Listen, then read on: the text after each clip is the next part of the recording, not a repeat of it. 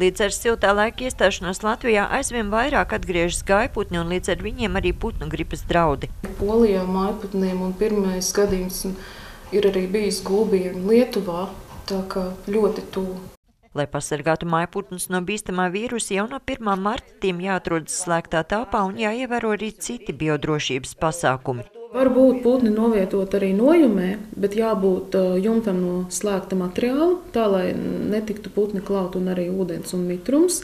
Šīs sienas var būt veidotas no sieta, bet no pietiekoši smalkas sieta, lai neizkļūtu cauri mazie putni, piemēram, zvirbuļi, zīlītes.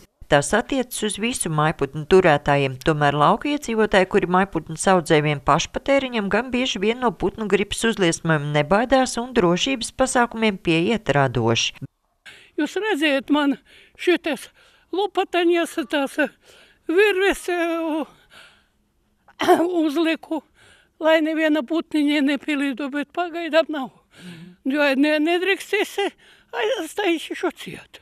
Brīvi staigājošas vistas redzams vēl vismaz 3 vietās Rundāls novada Bērstelē un līdzīgi aina arī Ģelgavas novada pagastos. Turklāt Oldejēs bieži vien nav arī reģistrētas lauksaimniecības datu centrā. Es lasīju avīzē, cik tur tā reģistrācija maksā.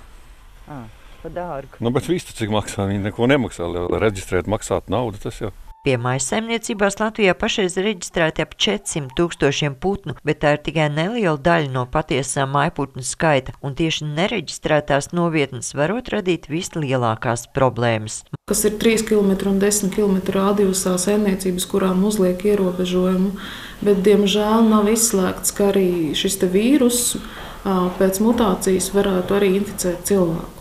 Mājputnu reģistrācija izmaksās 11,38 €, un to var izdarīt aizpildot anketu Lauksaimniecības datu centra mājaslapā vai Zemkopības ministrijas klientu apkalpošanas centros. Gan par putnu nereģistrēšanu, gan par turēšanu neatbilstoši biodrošības prasībām var tikt piemērots sods.